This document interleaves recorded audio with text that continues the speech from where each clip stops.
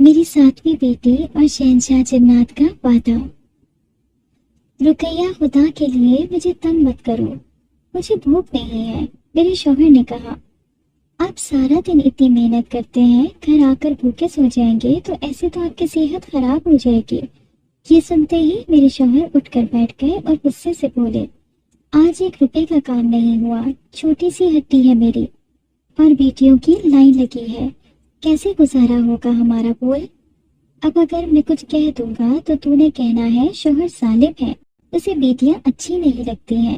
لیکن رقیہ، تو مجھے یہ بتا کہ اس آمدنی کے ساتھ میں ان کے لیے جہیز کیسے جوڑوں گا؟ سرکاری اسکول سے 10 تو کر لیں گی، مگر اس کے بعد کیا ہوگا؟ رقیہ، کبھی یہ سوچا ہے؟ میرے شوہر جذبات میں اونچا اونچا بول رہے تھے اور میرے آنسو بہہ رہے تھے۔ مجھ سے اب نہیں ہوتی محنت رقیہ، تھک گیا ہوں میں محنت کر کر کے۔ ایک بیٹا بھی ہوتا تو اسے دیکھ کر حوصلہ آ جاتا کہ میرے بڑھاپے کا سہارا بنے گا۔ یہ کہہ کر میرے شوہر نے چارپائی سے اپنا رومال اٹھایا اور باہر چلے گئے۔ آج تو بولتے بولتے میرے شوہر کی آواز بھی بھرا گئی۔ شوہر کی حالت زار کو دیکھ کر میرا دل بھی 8 آنسو رو رہا تھا۔ ایک کے بعد ایک بیٹی پیدا ہونے پر بچی کی پیدائش پر شوہر تو خاموش رہا، لیکن میرے شوہر کے لہجے کی تلخی اور اس کے چہرے کی جھریاں بڑھتی گئیں۔ اوپر سے کاروبار بھی دن بدن کم ہوتا جا رہا تھا۔ سمجھ ہی نہیں آ رہا تھا کہ کیا ہو رہا ہے۔ میرے شوہر غلط بھی نہیں تھے۔ اب میں پھر سے حمل سے تھی۔ دن رات یہی دعا کر رہی تھی کہ اللہ بیٹا دے دے۔ یہی سوچتے سوچتے کمرے میں گئی۔ چھوٹی بیٹیاں تو گہری نیند سو رہی تھی، لیکن چاروں بڑی بیٹیاں نہایت خاموشی سے باپ کی باتیں سن رہی تھی۔ جیسے ہی میں اندر گئی، ایک بیٹی بولی، امی، کاش کہ میں بابا کے لیے بیٹا بن جاتی۔ دوسری بیٹی بولی، امی، جب میں بڑی ہو جاؤں گی میں بھی بابا کے ساتھ کام کراؤں گی۔ بیٹیوں کی معصوم باتیں سن کر میری آنکھوں سے آنسو آنے لگے۔ میں نے اپنے آنسو صاف کرتے ہوئے کہا، ٹھیک ہے میری پیاری پریوں، تم اب سو جاؤ۔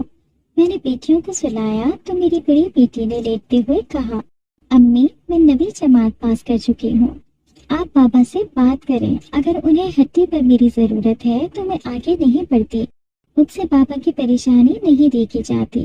میں نے بڑی بیٹی کے سر پر پیار سے ہاتھ پھیرا اور بولی، کیوں نہیں بیٹا، جب تمہاری ضرورت پڑے گی تو میں تمہیں ضرور بتاؤں گی، ابھی تم سونے کی کوشش کرو، صبح تم نے اسکول بھی جانا ہے۔ اے رقیہ، کہاں ہے تو؟ میں کچن میں ناشتے کے برتن دھو رہی تھی۔ پڑوس کی رحمت آپا کی آواز آئی۔ میں نے کچن سے ہی پکارا، آپا میں یہاں ہوں، باورچی خانے میں۔ رحمت آپا باورچی خانے میں ہی آ کر پیڑھی پر بیٹھ گئی اور بولی، رقیہ، تیرا حال پوچھنے آئی ہوں، تیرے دن قریب ہیں، سوچا خیریت پوچھ لوں۔ میں نے برتن سائڈ پر رکھے، ہاتھ دھوئے اور بولی، آپا طبیعت تو ٹھیک ہے مگر مجھے بہت پریشانی ہے۔ رحمت آپا بولے، ہاں میں تیری پریشانی سمجھ سکتی ہوں، میں دن رات دعا کر رہی ہوں اللہ تجھے بیٹا دے۔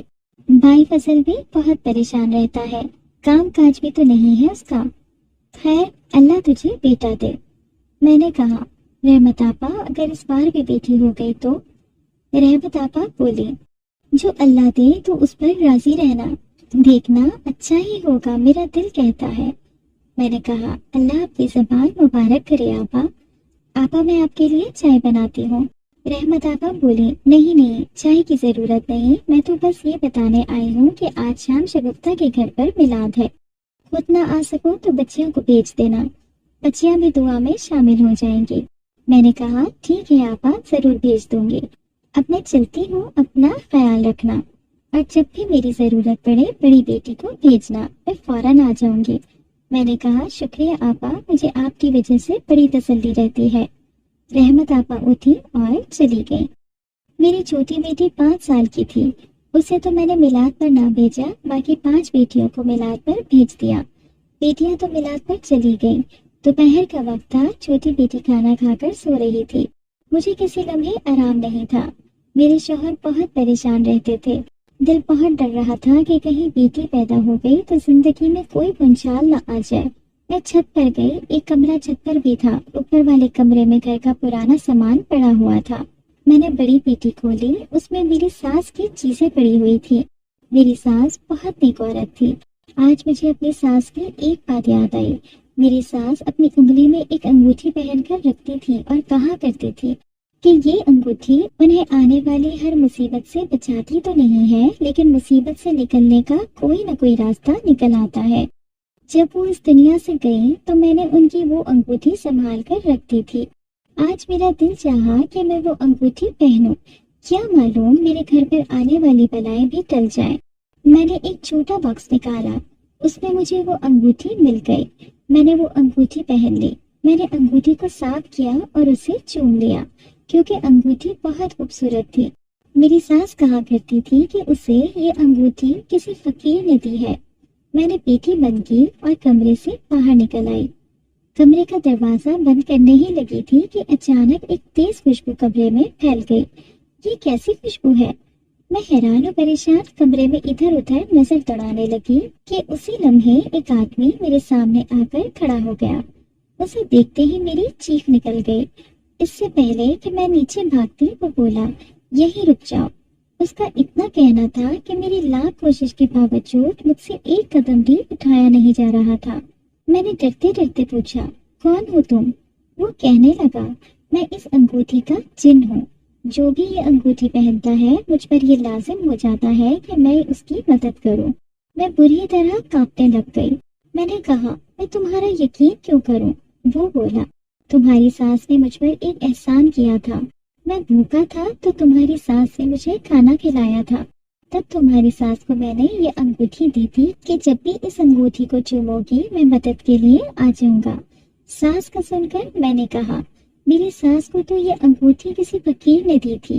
وہ بولا، میں نے تمہاری ساس کو منع کیا تھا کہ میرے بارے میں کسی کو نہ بتائے، اور تمہیں بھی یہ کہہ رہا ہوں کہ میرے بارے میں کسی کو نہ بتانا۔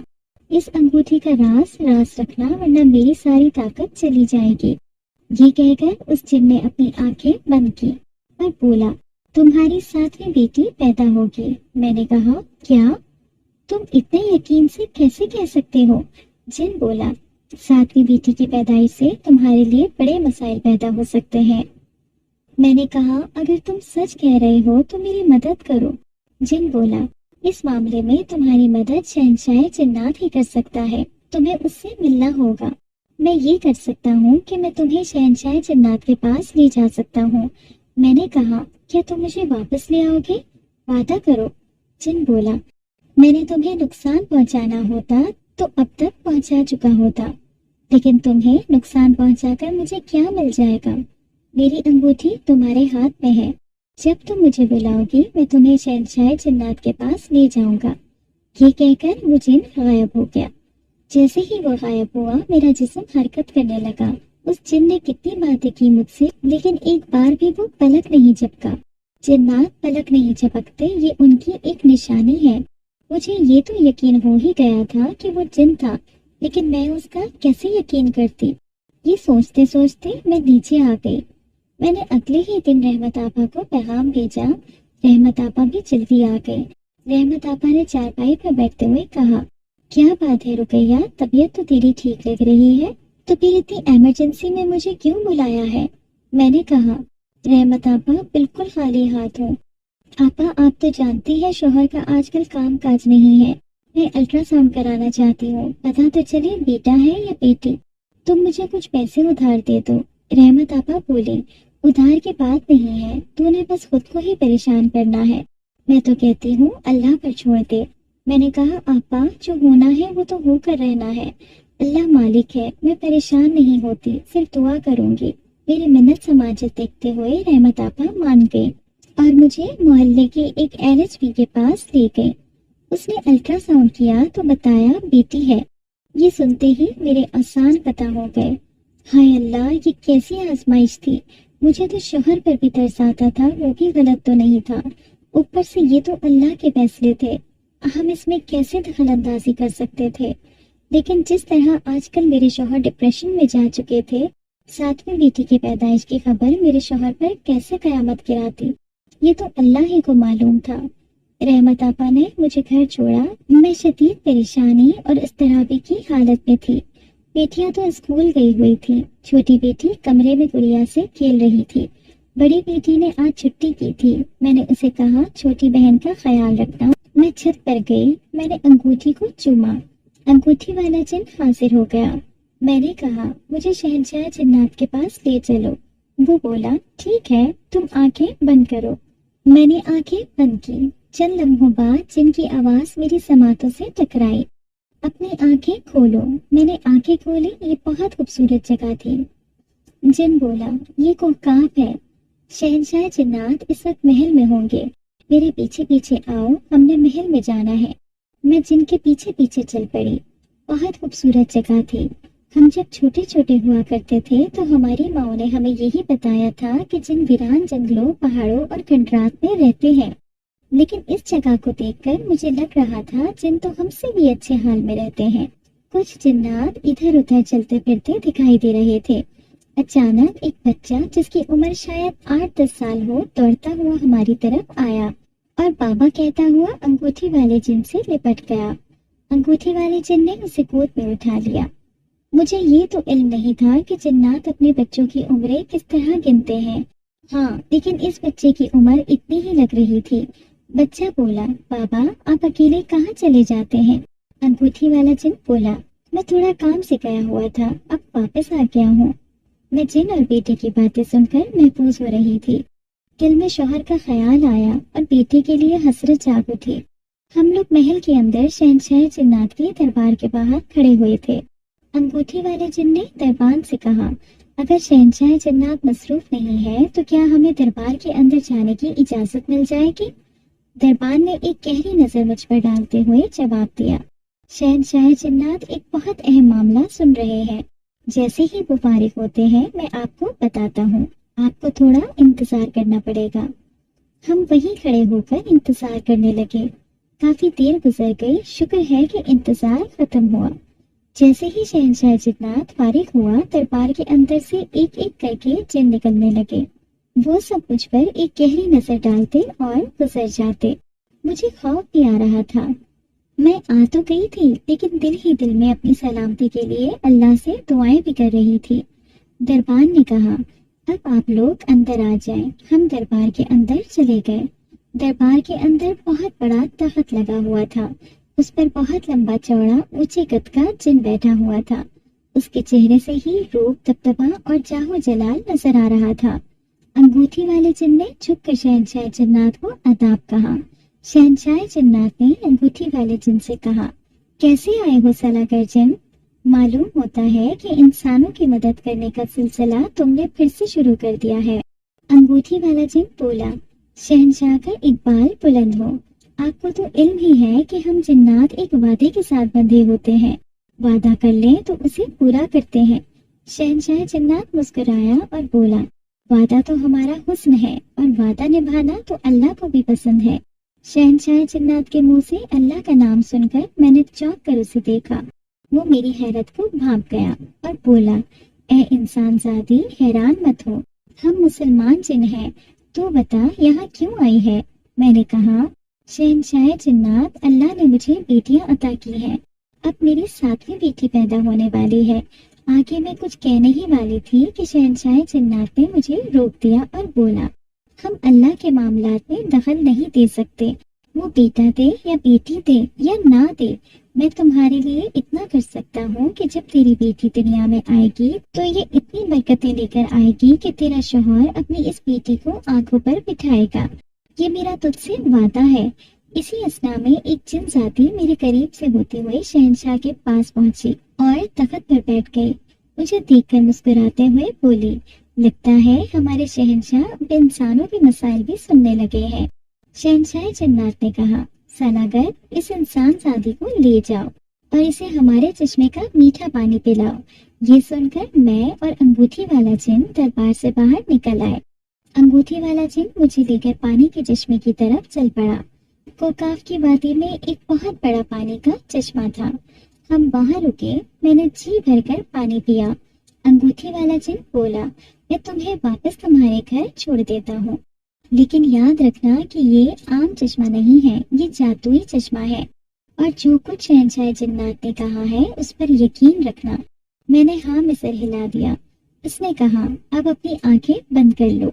میں نے اپنی آنکھیں بند کی اور چند لمحوں بعد ہی میں اپنے گھر میں کھڑی تھی۔ چھوٹی بیٹی کے رونے کی آواز آ رہی تھی۔ میں جلدی سے نیچے بھاگی، بہت دیر ہو چکی تھی۔ میرے شوہر بھی آئے ہوئے تھے۔ مجھے دیکھتے ہی چھوٹی بیٹی مجھ سے لپٹ گئی اور شوہر مجھے دیکھتے ہی چلائے، کہاں تھی تو رقیہ؟ کب سے بیٹی رو رہی ہے؟ تجھے سنائی نہیں دے رہا تھا؟ میں نے ہکلاتے ہوئے کہا، میں تو اوپر ہی تھی۔ میرے شوہر گرجتے ہوئے کھڑے ہو گئے، جھوٹ بول رہی ہے، میں تجھے اوپر دیکھ کر ہی ابھی نیچے آ رہا ہوں۔ میں نے ڈرتے ہوئے کہا، میں ابھی آپ کے سامنے نیچے آئی ہوں، چھت سے نیچے آنے کا تو ایک ہی راستہ ہے۔ میرے شوہر چلائے، بس کر دے، خاموش ہو جا۔ اس کے ساتھ ہی میرے شوہر نے جیب سے پرچی نکالی اور اسے چرپائی پر پھینکتے ہوئے بولے، یہ رکھ سنبھال کر، ڈاکٹرنی سے ٹائم لے آیا ہوں۔ ڈاکٹرنی نے کہا ہے کہ بیوی کو کل لے آؤ، اسے داخل کرنا پڑے گا، اس لیے کل تیار رہنا ورنہ اکیلی دفع ہو جانا۔ یہ کہہ کر میرے شوہر گھر سے باہر چلے گئے۔ جیسے ہی وہ باہر گئے میری جان میں جان آئی۔ میں نے پہلے تو ڈاکٹر کی پرچی نکالی، پھر بیٹی سے پوچھا، میری جان کیوں رو رہی ہے؟ بڑی بیٹی بولی، اس نے بابا سے کہا چیز دلا دے تو بابا نے ڈانٹ دیا، بس تب سے ہی رو رہی ہے۔ میں نے چھوٹی کو سمجھایا، کوئی بات نہیں بیٹا، آج کل بابا کے پاس پیسے نہیں ہے تو اس لیے وہ پریشان رہتے ہیں۔ اگلے دن میں نے تیاری کی، رحمت آپا بھی ہمارے ساتھ تھی۔ میرے شوہر ہمیں لے کر اسپتال گئے۔ لیڈی ڈاکٹر نے چیک اپ کیا تو بولی وقت پورا ہو چکا ہے، دیر کرنا ٹھیک نہیں رہے گا، آپ کو فوراً داخل ہونا پڑے گا۔ میں نہ چاہتے ہوئے اسپتال میں داخل ہو گئی۔ اللہ نے چاند جیسی بیٹی عطا کی۔ مجھے ہوش آیا تو آپا رحمت میرے ساتھ رکھی چارپائی پر میری بیٹی کو گود میں لیے بیٹھی تھی۔ میرے شوہر قریب رکھی کرسی پر بیٹھے تھے۔ مجھے ہوش میں آتا دیکھ کر اٹھ کھڑے ہوئے اور بولے، رقیہ، اللہ نے بیٹی دی ہے، لگتا ہے اللہ کو میرا صبر بہت پسند ہے۔ یہ کہتے ہوئے میرے شوہر کی آنکھوں میں آنسو آ گئے اور وہ کمرے سے باہر چلے گئے۔ میں نے آپا رحمت کی طرف دیکھا، وہ مجھے دیکھ کر نظریں چرا گئی اور بولی، صبر کر رقیہ، جو اللہ کی مرضی ہے، ہم نے تو اللہ کی رضا میں راضی رہنا ہے۔ ڈاکٹر نے 2-3 دن بعد مجھے اسپتال سے ڈسچارج کر دیا۔ ہم گھر آ گئے۔ آپا رحمت نے مجھے گھر چھوڑا اور بولی، رقیہ میں اب گھر چلتی ہوں، 2 دن ہو گئے ہیں تیرے ساتھ، شام تک چکر لگاؤں گی۔ یہ کہہ کر آپا رحمت چلی گئی۔ شکر ہے مجھے کسی کا تو آسرا تھا، میرے شوہر نے تو چپکا روزہ رکھا ہوا تھا۔ صبح ناشتے کے بغیر نکل جاتے، رات گئے گھر آتے اور کھانا کھا کر سو جاتے۔ کئی دن گزر گئے مگر شوہر نے بیٹی کو ایک بار بھی نہیں دیکھا، نہ اسے گود میں لیا۔ ایک دن دروازے پر دستک ہوئی، رات کا وقت تھا۔ میرے شوہر اٹھے، دروازہ کھولا۔ تھوڑی دیر بعد واپس آئے تو میرے شوہر کے چہرے پر مسکراہٹ تھی۔ کہنے لگے، ایک آدمی 20,000 کا سامان مجھ سے 6 مہینے پہلے ادھار لے کر گیا تھا، پتہ نہیں کتنے پیغام بھیجے لیکن اس نے پلٹ کر جواب بھی نہیں دیا۔ میں تو مایوس ہو چکا تھا۔ وہی آیا تھا، اس نے پورے 20,000 آج میرے ہاتھ پر رکھے اور معذرت بھی کی۔ دیکھ رقیہ، اللہ کا شکر ہے۔ میں نے کہا، شکر ہے اللہ کا، میرے لیے تو یہ بہت ہے کہ میں نے آج آپ کے چہرے پر مسکراہٹ دیکھی۔ میرے شوہر بہت مطمئن نظر آ رہے تھے۔ چند دن بعد میرے شوہر بہت سارا سامان لے کر آئے۔ کمرے میں رکھتے ہوئے بولے، رقیہ، یہ دکان کا سامان ہے، پچھلے کچھ دن میں بہت اچھا کام ہوا ہے، خیال رکھنا بچیاں یہ سامان خراب نہ کریں۔ میں نے کہا، آپ فکر نہ کریں، میں خیال رکھوں گی۔ اس کے بعد تو آہستہ آہستہ ہمارے دن بدلنا شروع ہو گئے۔ میرے شوہر کی چھوٹی سی ہڈی چل پڑی، بیٹی بھی 3 ماہ کی ہو چکی تھی۔ آج میرے شوہر گھر آئے تو پہلی بار انہوں نے بیٹی کو گود میں اٹھا لیا، اسے چوما، باورچی خانے میں لے آئے۔ میں شام کا کھانا بنانے میں مصروف تھی۔ میرے شوہر بیٹی کو اٹھائے کچن میں آئے اور کہنے لگے، رقیہ، میری بیٹی بہت بابرکت ہے، مجھے آج بہت دکھ ہو رہا ہے کہ میں نے اپنی بیٹی کی قدر نہیں کی۔ رقیہ، مجھے معاف کر دے، دیکھنا میرا کام اسی طرح چلتا رہا تو تجھے اور بیٹیوں کو میں خوش کر دوں گا۔ یہ کہہ کر شوہر نے بیٹی میری گود میں دی اور بولے، تو اسے سنبھال، میں نے ہٹی کے مال کے لیے کسی سے بات کی ہوئی ہے، مجھے اس سے ملنے جانا ہے۔ یہ کہہ کر میرے شوہر چلے گئے۔ میری بیٹی جاگی ہوئی تھی اور اپنی ننھی آنکھوں سے دیکھ رہی تھی۔ میں نے اپنی بیٹی کو پیار کیا اور اسے کمرے میں لٹا دیا۔ میری بیٹی 4 سال کی ہو چکی تھی۔ اور ان 4 سالوں میں ہمارے حالات یکسر بدل چکے تھے۔ میرے شوہر نے ہٹی چھوڑ کر اپنی دکان خرید لی تھی۔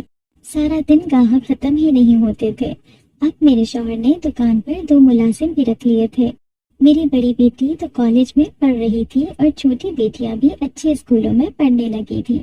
میں دن رات شہنشاہ جنات کو دعائیں دیتی کہ شہنشاہ جنات نے اپنا وعدہ پورا کیا تھا۔ میں نے اپنی بیٹی کا نام دل نشین رکھا تھا۔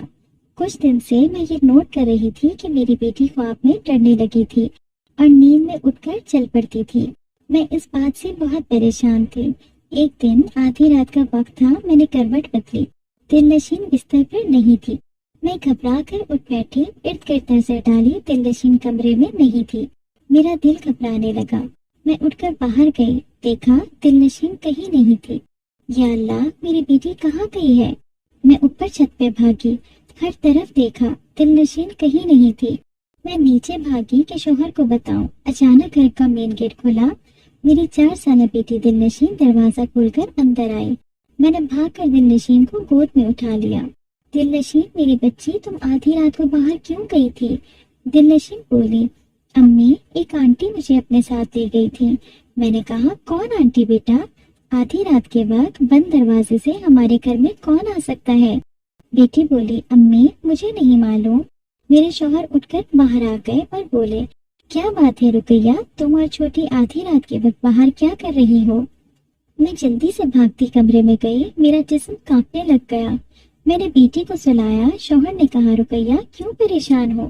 میں نے کہا، دل نشین آدھی رات کے وقت باہر سے آئی ہے۔ شوہر بولے، یہ کیا کہہ رہی ہو؟ دروازہ تو میں نے خود بند کیا تھا۔ میں نے کہا، مجھے نہیں معلوم، پوری رات فکر سے مجھے نیند نہیں آئی۔ اگلے دن مغرب کی نماز ادا کر رہی تھی، مجھے آوازیں آنے لگی جیسے میری بیٹی دل نشین کسی سے باتیں کر رہی ہو، کیونکہ گھر پر تو کوئی نہیں تھا۔ بیٹیاں ٹیوشن پڑھ کر ابھی واپس نہیں آئی تھی اور میرے شوہر بھی دکان سے ابھی واپس نہیں آئے تھے۔ میں نے سلام پھیرا، میں کمرے سے باہر نکلی۔ میری بیٹی صحن میں چارپائی پر بیٹھی ہوئی اپنی گڑیا سے کھیل رہی تھی۔ مجھے دیکھتے ہی خاموش ہو گئی۔ باہر تو کوئی نہیں تھا۔ میں نے کہا، دل نشین تم کس سے باتیں کر رہی تھی؟ وہ خاموش رہی۔ میں نے پھر پوچھا، دل نشین بولو، تم کس سے باتیں کر رہی تھی؟ دل نشین نے سامنے کی طرف انگلی اٹھائی۔ میں نے اس سمت دیکھا، وہاں تو کوئی نہیں تھا۔ میں نے دل نشین کو اٹھا کر اپنے سینے سے لگا لیا۔ اب مجھے واقعی میں خوف آنے لگا تھا۔ یہ کیا ہو رہا تھا؟ میری بیٹی کو کون نظر آ رہا تھا؟ کون اس کے ساتھ باتیں کر رہا تھا؟ آہستہ آہستہ میں نے یہ محسوس کیا کہ دل نشین عام بچوں کی طرح ڈرتی یا روتی نہیں تھی۔ جو چیز ایک بار دیکھ لے یا کچھ سن لے تو اسے ازبر ہو جاتی۔ عام بچوں کی طرح لڑتی جھگڑتی اور ضد نہیں کرتی تھی۔ سردیوں کی آمد تھی، موسم انگڑائی لے کر کروٹ بدل چکا تھا۔ میں صحن میں بیٹھی شوہر کی قمیض میں بٹن لگا رہی تھی کہ دل نشین کہکا لگا کر ہنس پڑی۔ میں نے چونک کر دل نشین کی طرف دیکھا، وہ اوپر چھت کی طرف دیکھ کر ہنس رہی تھی۔ میں دل نشین کے پاس گئی، اوپر دیکھا تو اوپر کوئی نہیں تھا۔ میں نے دل نشین کو گود میں اٹھا لیا اور بولی، دل نشین میری طرف دیکھو، کون ہے وہاں؟ کس کو دیکھ کر ہنس رہی ہو؟ لیکن دل نشین نیچے اترنا چاہ رہی تھی۔ میں نے اسے نیچے اتارا، وہ گھر کے مین گیٹ کی طرف بھاگ پڑی۔ میں چلائی، دل نشین کہاں جا رہی ہو؟ دل نشین رک جاؤ۔ لیکن اس نے نہ دائیں دیکھا نہ بائیں، بھاگتی گیٹ سے باہر نکل گئی۔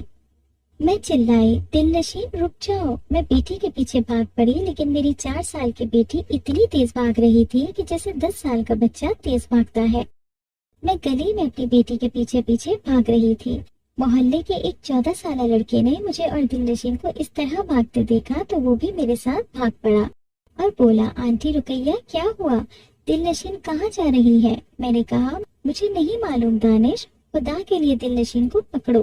جی آنٹی آپ فکر نہ کریں، میں اسے پکڑتا ہوں، لیکن میں حیران ہوں کہ دل نشین اتنا تیز کیسے بھاگ رہی ہے۔ میں نے کہا، دانش یہ باتوں کا وقت نہیں ہے۔ میں نے پکارا، دل نشین رک جاؤ، لیکن دل نشین کی رفتار حیرت انگیز طور پر بڑھتی ہی جا رہی تھی۔ ہمارے محلے سے باہر ایک بہت بڑا باغ تھا۔ یہ گورنمنٹ کا باغ تھا، اس میں مالٹوں اور آم کے درخت لگے ہوئے تھے۔ دل نشین بھاگتی ہوئی باغ کے اندر ہو گئی، میں اور دانش بھی باغ کے اندر ہو گئے۔ میرا سانس بری طرح پھول چکا تھا۔ دانش بھی تیز تیز سانس لے رہا تھا۔ بولا، آنٹی دلنشین تو یہاں کہیں نظر نہیں آ رہی۔ میں نے کہا، دانش بیٹا دیکھو کہیں تو ہوگی۔ دانش نے زوردار آواز لگائی، دلنشین۔ میں نے پکارا، دلنشین بیٹا کہاں ہو؟ اچانک دلنشین کے کہکہے کی آواز آئی۔ ہم نے مڑ کر دیکھا تو دلنشین ہمارے پیچھے کھڑی ہنس رہی تھی۔ میں زور سے چلائی، دلنشین یہ کیا بدتمیزی ہے؟ تم ہماری بات کیوں نہیں سن رہی ہو؟ ڈانٹ سنتے ہی دلنشین سہم گئی اور بیٹھ کر رونے لگی۔ دانش اس کی طرف گیا اور اس نے اسے گود میں اٹھا کر میرے پاس لے آیا۔ میں نے دلنشین کو اپنی گود میں لیا، اسے چپ کرایا۔ دانش بولا، آنٹی دلنشین کو مجھے دے دیں، میں آپ کو گھر تک چھوڑ دیتا ہوں۔ میں نے کہا، شکریہ بیٹا، خوش رہو۔ ہم وہاں سے گھر کے لیے نکل پڑے۔ دلنشین دانش کے کندھے پر سر رکھے اپنے لیفٹ سائڈ پر دیکھ کر مسکرا رہی تھی۔ جب میں نے اس طرف دیکھا تو وہاں کوئی نہیں تھا، لیکن اچانک مجھے ایسا لگا کہ جیسے ایک سایہ تھا جو میری آنکھوں کے سامنے سے گزر گیا۔ دلنشین گھر پہنچتے پہنچتے دانش کے کندھے پر سر رکھے سو گئی۔ میں گھر پہنچی، دلنشین کو میں نے بستر پر سلایا اور دانش کو ڈھیروں دعائیں دی۔ دانش چلا گیا۔ میں نے پانی پیا، دل زور زور سے دھڑک رہا تھا، کچھ بھی نارمل نہیں تھا۔ دلنشین عام بچی نہیں تھی، اس کے پیچھے تو میں کوکاف چلی گئی تھی۔ دلنشین کے ساتھ شہنشاہ جنات کا وعدہ جڑا تھا۔ کیا شہنشاہ جنات میرے ساتھ ایسا کر رہا تھا؟ لیکن وہ کیوں کرے گا؟ اتنا بڑا شہنشاہ، اسے میری بیٹی میں کیوں دلچسپی ہونے لگی؟ میں خود سے ہی باتیں کر رہی تھی کہ اچانک دروازے پر دستک ہوئی۔ میں نے دروازہ کھولا، سامنے میرے شوہر کھڑے تھے۔ مجھے دیکھ کر کہنے لگے، رقیہ تمہارا چہرہ کیوں اترا ہوا ہے؟ میں نے کہا، نہیں کچھ نہیں، بس یوں ہی۔ میرے شوہر اندر آئے، دروازہ بند کیا اور بولے، میرے پاس تمہارے لیے بہت بڑی خوشخبری ہے۔ میں نے کہا، وہ کیا؟ میرے شوہر بولے، میں نے نئے گھر کا سودا کر لیا ہے، انشاءاللہ ہم بہت جلد وہاں شفٹ ہو جائیں گے۔ میں نے کہا، لیکن اس کی کیا ضرورت تھی؟ یہ گھر بھی تو ہمارا اپنا ہی ہے، آپ اسی کو ٹھیک کرا دیتے۔ میرے شوہر بولے، رقیہ یہ سب دلنشین کے نصیب سے مل رہا ہے، جب اللہ اتنا دے رہا ہے تو ہم کیوں نہ شکری کریں؟ یہ گھر ہم کرائے پر دے دیں گے۔ یہ کہہ کر میرے شوہر کمرے کی طرف چل پڑے اور بولے، تو اداس نہ ہو، ابھی کاغذی کارروائی ہونی ہے، بڑے کام رہتے ہیں، تب تک تو اپنے اس گھر کو جی بھر کر دیکھ لے۔ میرے شوہر بستر پر لیٹتے ہوئے بولے، کھانا تیار ہے تو لے آ، بہت بھوک لگی ہے۔ میں نے کہا، ٹھیک ہے۔ اگلے کئی دن سکون سے گزر گئے، لیکن مجھے سلاگر جن سے بات کرنا تھی۔ میں کسی نئی آنے والی مصیبت کا انتظار نہیں کر سکتی تھی۔ آج جب شوہر کام پر چلے گئے اور بیٹیاں اسکول چلی گئیں، میں نے چھوٹی بیٹی کو تقریباً 12 بجے کے قریب کھانا کھلا کر سلا دیا۔ میں چھت پر آئی، میں نے انگوٹھی کو چوما تو چند لمحوں بعد ہی سلاگر جن حاضر ہو گیا اور بولا، اے انسان زادی، اب تو تیری ساری پریشانیاں ختم ہو گئی ہیں، پھر کیوں یاد کیا ہے؟ میں نے کہا، وہ پریشانی تو ختم ہو گئی جس کے لیے میں شہنشاہ جنات سے ملی تھی، لیکن میں ایک نئی مصیبت میں مبتلا ہو گئی ہوں۔ انگوٹھی والا سلاگر جن بولا، کیسی نئی مصیبت؟ میں نے میری بیٹی کے ساتھ ہونے والے تمام واقعات تفصیل سے سلاگر جن کو بتائے۔ سلاگر جن بولا، تمہاری باتیں بہت حیرت انگیز ہیں، لیکن کوکاب سے اگر کسی کا تم سے رابطہ ہے تو وہ میں ہوں، میرے علاوہ تمہارا کسی سے رابطہ نہیں ہے۔ اور کیا شہنشاہ جنات کے پاس اتنا وقت ہے کہ وہ تمہاری بیٹی کے پیچھے آئے گا یا کسی کو بھیجے گا؟ شہنشاہ جنات کی تو بہت ساری بیویاں ہیں اور بچے ہیں، اسے تمہاری اس بیٹی میں کیوں دلچسپی ہوگی؟ میں نے کہا، جو حقیقت تھی وہ میں نے تمہیں بتا دی ہے۔ شہنشاہ جنات میرے محسن ہیں، میں چاہتی ہوں کہ صرف ایک بار تم شہنشاہ جنات سے بات تو کرو۔ سلاگر جن بولا، ٹھیک ہے، میں اب چلتا ہوں۔ یہ کہہ کر وہ جن غائب ہو گیا۔ میں چھت سے نیچے آئی اور اپنے کام کاج میں لگ گئی۔ سلاگر جن محل پہنچا۔ شہنشاہ جنات دربار میں موجود تھے۔ دربار نے شہنشاہ کے حکم سے سلاگر کو اندر جانے کی اجازت دی۔ شہنشاہ جنات اپنے تخت پر موجود تھا اور شہنشاہ کے ساتھ اس کی سب سے چہیتی ملکہ بھی تخت پر براجمان تھی۔ سلاگر جن نے چھپ کر ادب سے سلام کیا۔ شہنشاہ کا اقبال بلند ہو۔ شہنشاہ جنات بولا، کیسے آئے ہو سلاگر؟ آج بہت دن کے بعد آنا ہوا۔ सलाहकार जिन बोला, कुछ जरूरी बात करनी है। शहंशाह ने कहा, हाँ बोलो सलाहकार। सलाहकार जिन ने मलका की तरफ देखा तो शहंशाह ने कहा, तुम मलका के सामने बात कर सकते हो। सलाहकार जिन सर झुकाकर बोला, हुजूर के पास एक इंसान जादी आई थी, एक अर्सी लेकर, आज से 4 साल पहले। शहंशाह जिन्नात ने कहा, हमें याद नहीं है। सलाहकार कुछ याद कराओ।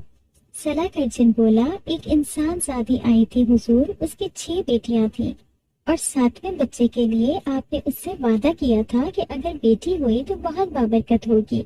शहंशाह ने मुस्कुराते हुए जवाब दिया, हाँ हाँ बिल्कुल मुझे याद आया। तो अब क्या हुआ है सलाहकार जिन? सलाहकार जिन बोला, हुजूर वाला, उस इंसान जादी के मुताबिक उसकी वही बच्ची जिस पर आपकी नजर है, उसके साथ कुछ अजीब और गरीब वाकयात हो रहे हैं। इतने में मलका उठी और शहंशाह से बोली, दिलों के शहंशाह, अगर मुझे इजाजत दे तो मैं जाना चाहूंगी। आप लोग अपनी बातें करें। शहंशाह ने कहा, आपको इजाजत है मलका। मलका के जाने के बाद सलाहकार जिन बोला, उसकी बेटी। अभी सलाहकार कुछ और कहता कि शहंशाह ने उसकी बात काटते हुए कहा, सलाहकार जिन, तुम मालूम करो कि क्या मामला है, क्योंकि जो वो इंसान जादी कह रही है वो मुमकिन नहीं है। सलाहकार जिन बोला, हुजूर का इकबाल बुलंद हो, मैं जल्द ही सब कुछ मालूम करके आपको बताता हूँ। मैं अब जाने की इजाजत चाहूंगा, अगर हुजूर इजाजत दें। तो शहंशाह जिन्नात बोला, इजाजत है। सलाहकार दरबार से निकला। कोकाब के 2 बाग थे। बाएं बाजू के बाग के पास पहुंचा। सोच ही रहा था कि क्या किया जाए कि 2 जिन आए और बोले, कैद खाने में कैद दुश्मन कबीले का जिन कैद खाने में नहीं है। सलाहकार जिन बोला, ये क्या कह रहे हो? हमें फौरन शहंशाह को बताना चाहिए। एक जिन ने सलाहकार जिन को रोकते हुए कहा, ठहरो सलाहकार, सब्र करो, हमारे साथ कैद खाने चलो। पहले हम तुम उसको ढूंढकर अपनी तसल्ली कर लें, ताकि हमारे पास शहंशाह को बताने के लिए पूरी बात तो हो। सलाहकार जिन बोला, हाँ ठीक है, चलो कैद खाने चले। तीनों जिन कैद खाने की तरफ चल पड़े। कैद खाने पहुंचे। सलाहकार मुतालका जेल की तरफ जाने लगा तो एक जिन ने उसे रोक लिया और बोला, 2 दिन पहले ही इस जिन की जेल तब्दील की गई है, इस तरफ चलो। सलाहकार उनके बताए हुए जेल की तरफ चल पड़ा। जैसे ही वो उस जेल के पास पहुंचे, जेल का दरवाजा खुला था। सलाहकार खुले दरवाजे से अंदर दाखिल हो गया। जो ही सलाहकार अंदर गया, दोनों जिनों ने जेल का दरवाजा बंद कर दिया। सलाहकार मुड़ा और बोला, ये तुम लोग क्या कर रहे हो? उनमें से एक जिन बोला, हुक्म की तामील कर रहे हैं। सलाहकार बोला, मुझे यहाँ कैद करने का हुक्म किसने दिया है तुम लोगों को? बताओ मुझे। दूसरा जिन बोला, ये हम तुम्हें नहीं बता सकते। सलाहकार बोला, देखो मुझे खोल दो, मैं शहंशाह के हुक्म से बहुत जरूरी काम के सिलसिले में जा रहा था। लेकिन दोनों जिन खामोशी से चल पड़े।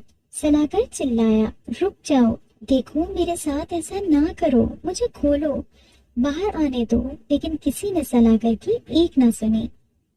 उधर दिलनशीन को 2 दिन से तेज बुखार था। मैं दिलनशीन के पास बैठी थी। मेरी बच्ची सारी रात तेज बुखार की वजह से सो नहीं सकी थी। अभी कुछ देर पहले ही सोई थी।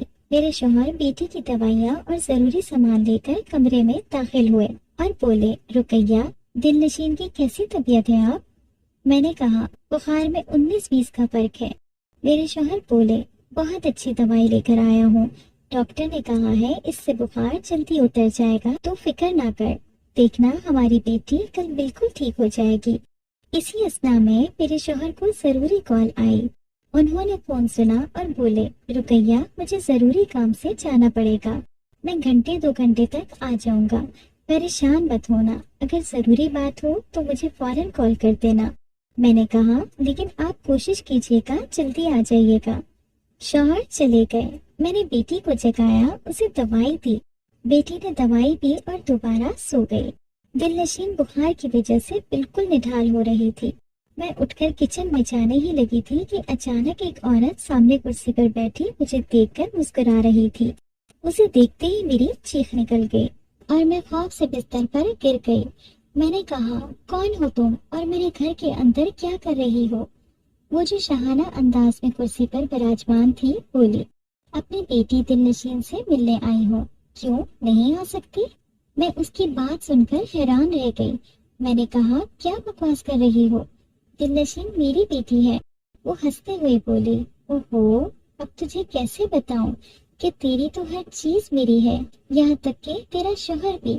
میں چلائی، بکواس بند کر، کون ہے تو، دفع ہو یہاں سے۔ کم بخت کہکا لگا کر ہنس پڑی اور بولی، اسے کہتے ہیں عورت۔ ابھی تو خوف سے کانپ رہی تھی، شوہر کا نام کسی اور کی زبان سے سنتے ہی اٹھ کھڑی ہوئی۔ چل جا، تیرے پھٹیچے شوہر کا میں نے کیا کرنا ہے؟ میں تو بس دل نشین کے لیے آئی ہوں، یہ بہت قیمتی ہے میرے لیے، چل اسے میرے حوالے کر دے۔ یہ کہہ کر اس نے میری بیٹی کی طرف ہاتھ بڑھایا کہ میں نے اس کا ہاتھ زور سے چٹک دیا اور بولی، دل نشین میری بیٹی ہے، سمجھی؟ وہ کرسی سے کھڑی ہوئی، میرے قریب آئی، مجھ پر جھک کر کھڑی ہو گئی اور کہنے لگی، تیری آنکھوں کے اس سرمے سے لے کر ہر روشنی تیری آنکھ سے نوچ کر تجھے اندھا کر دوں گی، سمجھی؟ اگلی بار آؤں گی تو دل نشین کو ساتھ لے کر جاؤں گی، جی بھر کر دیکھ لے اسے۔ یہ کہہ کر وہ میری آنکھوں کے سامنے سے غائب ہو گئی۔ ارے یہ کیا، یہ تو غائب ہو گئی، اس کا تو یہ مطلب تھا کہ یہ جن سادی تھی، لیکن یہ میری بیٹی سے کیا چاہتی تھی؟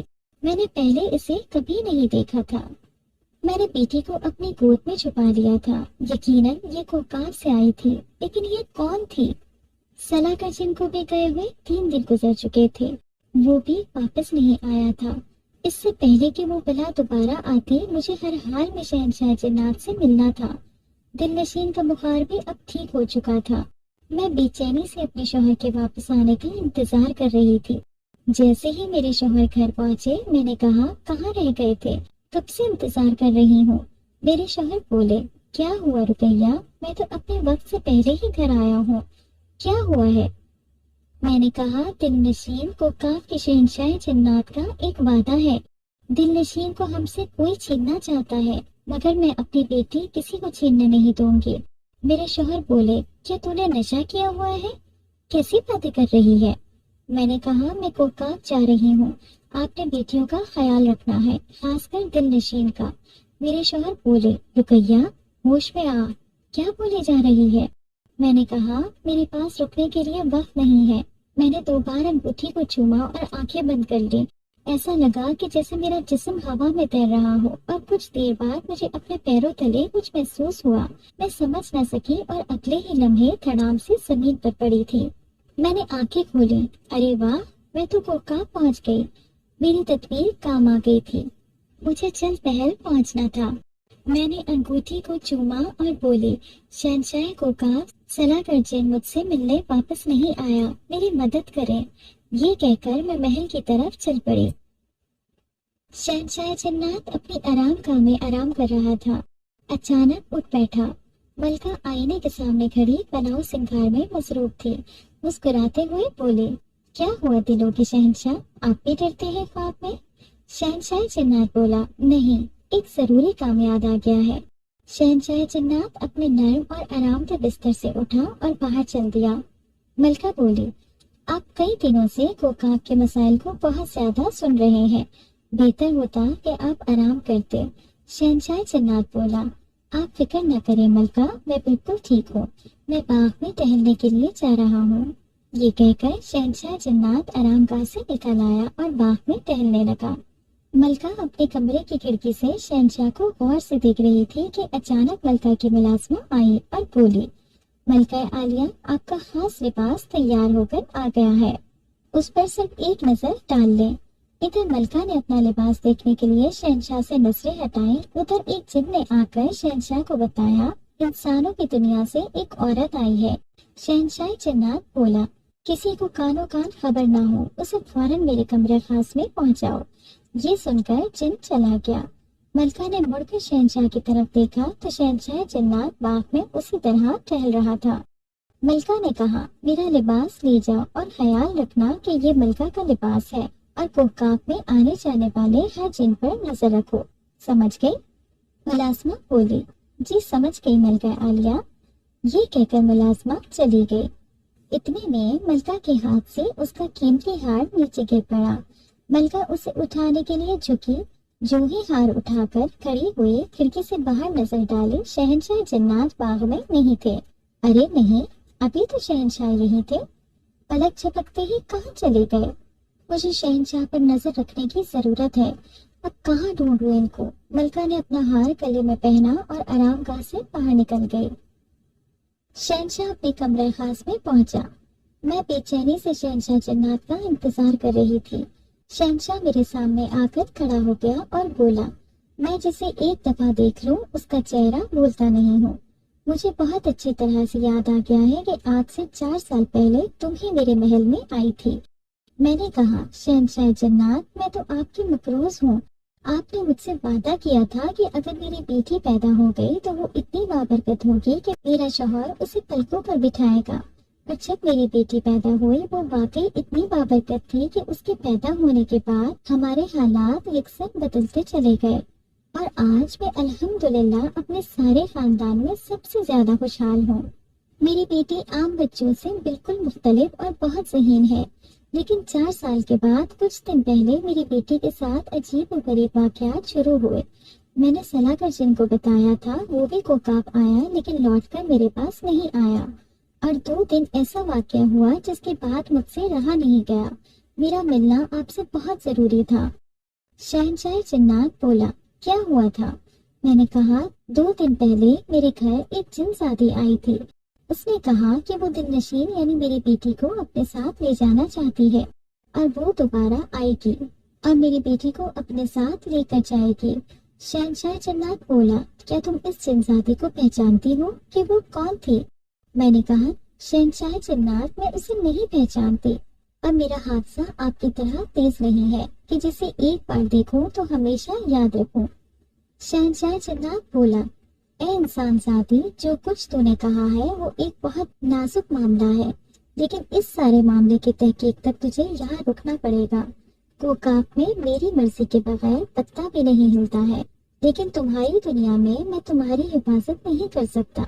मैंने कहा, शहंशाह जन्नत, खुदा के लिए मेरी बेटी को बचा ले, मुझे अपनी परवाह नहीं है। शहंशाह जन्नत ने कहा, तुम सिर्फ कुछ वक्त यहाँ रुको, मुझे सारे मामले का इल्म हो जाएगा, क्योंकि सलाहकार मेरे पास भी नहीं आया है, मुझे उसे भी तलाश करना है। ये कहकर शहंशाह जन्नत अपने साथ खड़े अपने खास जिन से मुखातिब हुआ और कहा, फौरन सलाहकार का पता करो और इस इंसान ज़ादी के घर पर नजर रखो कि इसके घर कौन आता जाता है। सारे मामले की तहकीक करके फौरन मेरे पास आओ और ये सारी बात इस कमरे से बाहर नहीं निकलनी चाहिए। इस इंसान ज़ादी के यहाँ आने का इल्म किसी को नहीं होना चाहिए। जिन अदब से सर झुकाकर बोला, शहंशाह जन्नत का इकबाल बुलंद हो, जो आपने कह दिया मेरे लिए वो पत्थर पर लकीर है। ये कहकर जिन गायब हो गया। शहंशाह जन्नत ने मुझे कहा, तुम्हारी बेटी को कुछ नहीं होगा, ये मेरा तुमसे वादा है। ये कहकर शहंशाह जन्नत चला गया। मलका परेशान थी, काफी देर से शहंशाह को नहीं देखा था। उसने अपनी खास मुलाजमा को अपनी आरामगाह में बुलाया और बोली, शहंशाह महल के अलावा कहीं नहीं जाते हैं। मैं कोकाब में हर जगह उन्हें तलाश कर चुकी हूँ। कहाँ गए हैं? क्या तुम्हें इस बारे में कोई इल्म है? मुलाजमा खास बोली, नहीं मलका, जिस वक्त वो अपनी आरामगाह में आए थे उसके बाद उन्हें किसी ने नहीं देखा। मलका ने कहा, मैं महल से बाहर नहीं जा सकती, ये मेरे लिए ठीक नहीं है। तुम ऐसा करो, दिलनशीन को फौरन यहाँ लेकर आओ, वो बच्ची मेरे लिए बहुत कीमती है। मुलाजमा ने कहा, जो हुक्म मलका आलिया। ये कहकर वो अदब से सर झुकाए चली गई। मेरे शौहर ने तमाम बेटियों को उनकी बड़ी पुप्पो के घर भेज दिया था, सिर्फ छोटी बेटी को अपने पास रखा हुआ था। मेरे शौहर परेशानी के आलम में कमरे में टहल रहे थे। दिलनशीन बिस्तर पर बैठी अपने बाबा को दाएं बाएं चलते हुए देख रही थी। आखिरकार बोली, बाबा बैठ जाए, आप कब तक चलते रहेंगे? मेरे शौहर ने कहा, बेटा मैं तुम्हारी अम्मी का इंतजार कर रहा हूँ। इतने में दरवाजे पर दस्तक हुई। मेरे शौहर ने भागकर दरवाजा खोला। सामने मोहल्ले के चचा करमुद्दीन खड़े थे। मेरे शौहर बोले, चचा जान कैसे हैं आप? चचा करमुद्दीन बोले, मैं ठीक हूँ, तुम्हारी दुकान पर गया था, दुकान बंद थी तो इसलिए घर आ गया कि पता करूँ कोई परेशानी तो नहीं है। मेरे शौहर बोले, नहीं चचा, कोई परेशानी नहीं है। चचा करमुद्दीन ने कहा, घर में बिल्कुल खामोशी है, बेटियां कहाँ हैं? میرے شوہر بولے، وہ بیٹیاں ماں کے ساتھ اپنی بڑی پھوپھو کے گھر گئی ہوئی ہیں۔ ادھر دل نشین کمرے میں اپنی گڑیا کے ساتھ کھیل رہی تھی کہ اچانک ملکہ کی خاص ملازمہ حاضر ہوئی اور بولے، دل نشین چلو گے میرے ساتھ؟ دل نشین بولے، نہیں، میں اپنی امی کے پاس ہی رہوں گی۔ ملازمہ بولی، دل نشین ہم جلدی واپس آ جائیں گے۔ ابھی اس نے اتنا ہی کہا تھا کہ چچا کرم الدین گھر کے اندر گھس آئے، سیدھا دل نشین کے کمرے میں پہنچے، ملکہ کی خاص ملازمہ کو ہاتھ سے پکڑ کر کمرے سے باہر گھسیٹا اور اسے لے کر غائب ہو گئے۔ میرے شوہر نے اپنی کھلی آنکھوں سے یہ دیکھا تو تھر تھر کانپنے لگے، جلدی سے کمرے میں گئے اور بیٹی کو گود میں اٹھا لیا۔ جن ملکہ کی خاص ملازمہ کو لے کر شہنشاہ جنات کے کمرے خاص میں پہنچا، اسی لمحے شہنشاہ جنات بھی وہاں حاضر ہو گیا۔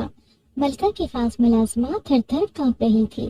شہنشاہ جنات مجھ سے مخاطب ہو کر بولا، کیا یہی تمہاری بیٹی کو لینے کے لیے آئی تھی؟ میں نے کہا، نہیں حضور، یہ تو وہ نہیں ہے۔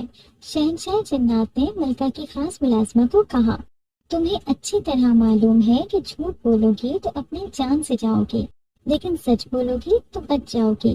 ملازمہ کانپتے ہوئے گھٹنوں کے بل نیچے بیٹھ گئی اور بولی، شہنشاہ جنات کا اقبال بلند ہو، ہم تو ملازم ہیں، جو کہا جاتا ہے کرتے ہیں۔ ایسا کرنے کے لیے چھوٹی ملکہ نے مجھے کہا تھا، میں تو بس ان کے حکم کی تعمیل کر رہی تھی۔ چھوٹی ملکہ کا نام سن کر شہنشاہ کے چہرے کا رنگ اڑ گیا۔ وہ بولا، کیا چھوٹی ملکہ ایسا کر رہی تھی؟ ملازمہ نے ہاں میں سر ہلا دیا۔ شہنشاہ جنات نے اپنے خاص جن سے کہا، میں اپنے دربار جا رہا ہوں، ان سب کو وہاں لے آؤ اور ملکہ کو بھی پیغام بھیجو کہ وہ بھی دربار میں آ جائے۔ شہنشاہ جنات اپنے تخت پر براجمان تھا۔ ہم سب بھی شہنشاہ جنات کے سامنے کھڑے تھے۔ کچھ دیر بعد ملکہ بھی دربار میں چلی آئی۔ ملکہ کو یقیناً ان ساری باتوں کا علم نہیں تھا، لیکن جو ہی ملکہ کی نظر میری نظروں سے ٹکرائی میں چلا اٹھی تھی، یہی ہے شہنشاہ جنات، یہی ہے وہ جو دل نشین کو لینے کے لیے آئی تھی۔ یہ سنتے ہی ملکہ کے چہرے کا رنگ فک ہو گیا۔ ملکہ جہاں کھڑی تھی وہی کھڑی رہ گئی۔ اس سے پہلے کہ ملکہ کچھ کہتی، دربار میں ایک جن آیا اور بولا، سلاکر جن کا پتہ چل گیا ہے، وہ قید خانے میں قید ہے۔ یہ سنتے ہی غصے سے شہنشاہ کی آنکھیں لال ہو گئیں۔ تھوڑی دیر بعد سلاکر جن کو بھی دربار میں پیش کیا گیا۔ سارا معاملہ کھلا تو پتہ چلا کہ ان سارے معاملات کے پیچھے چھوٹی ملکہ کا ہاتھ تھا۔ شہنشاہ کے پوچھنے پر کہ چھوٹی ملکہ نے ایسا کیوں کیا، اس نے بتایا، چھوٹی ملکہ کی کوئی اولاد نہیں ہے، چونکہ دل نشین شہنشاہ کی نظروں میں تھی اور عام بچوں سے مختلف تھی، اس لیے چھوٹی ملکہ اسے اپنے پاس لانا چاہتی تھی۔ وہ چاہتی تھی کہ دل نشین کو اپنی بیٹی بنا کر رکھے۔ یہ سن کر شہنشاہ نے کہا، چھوٹی ملکہ، میرے پاس میری دوسری بیویوں سے اولادیں ہیں، آپ ان میں سے کسی کو مانگ لیتی، یا آپ نے یہ سمجھا کہ انسان کو تنگ کرنا زیادہ ضروری ہے؟ آپ نے یہ کیسے سمجھ لیا کہ آپ جو بھی کرتی رہیں گی مجھے اس کا علم نہیں ہوگا؟ چھوٹی ملکہ شہنشاہ کے سامنے مجرموں کی طرح سر جھکائے کھڑی تھی۔ شہنشاہ نے سلاگر جن کو حکم دیا، اس انسان زادی کو اس کے گھر پہنچا دو اور کوکاف اور اس کے گھر کے درمیان ایک ایسی لکیر کھینچ دو کہ دوبارہ کوئی جن اس عورت کے گھر نہ جا سکے۔